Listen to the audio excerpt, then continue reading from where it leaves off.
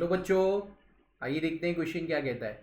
To identical blocks A and B each of mass m resting on the smooth floor are connected by the light spring of the natural length L and spring constant K.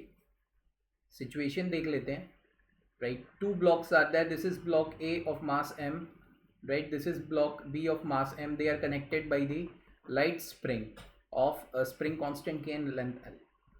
Now suddenly, right, the third block, identical block, is coming with the velocity v, right, along the line joining A and B.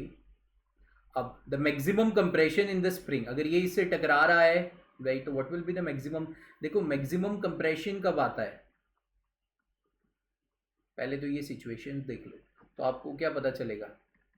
Maximum compression तब आता है, right, जब ए और B दोनों common velocity के साथ move करना start कर देंगे। ये इसके साथ टकराया, दोनों मूव करना स्टार्ट करेंगे, पहले वेलोसिटी अलग अलग होगी, राइट, स्प्रिंग धीरे धीरे धीरे धीरे कंप्रेस होगी, जब मैक्सिमम कंप्रेशन होगा तब ए और बी के पास वेलोसिटी सेम होगी।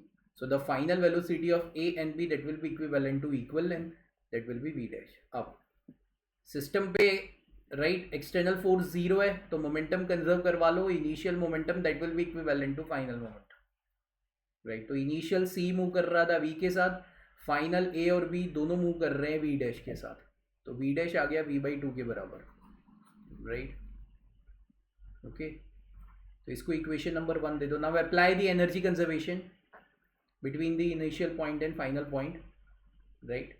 तो फ्रिक्शनल फोर्सेस या कोई भी डिसिपेटिव फोर्सेस है ही नहीं, तो इनिशियल पॉइंट पे जो काइनेटिक और पोटेंशियल का समेशन रहेगा वो फाइनल पे काइनेटिक और पोटेंशियल का समेशन हो जाएगा, राइट। तो इनिशियली खाली काइनेटिक एनर्जी है हाफ mv², पोटेंशियल एनर्जी ना ग्रेविटेशनल पोटेंशियल एनर्जी है ना इलास्टिक क्योंकि स्प्रिंग कंप्रेस नहीं है, और ग्रेविटेशनल पोटेंशियल एनर्जी जीरो इसलिए क्योंकि सेम हाइट पे चल रहा है, और ये हो जाएगा m+m इंटू v², और फाइनल मैक्सिमम कंप्रेशन के वक्त elastic potential energy half kx² आ गई, राइट। तो ये हो जाएगा आपका mv²/2 minus mv²/4 is equal to half kx²।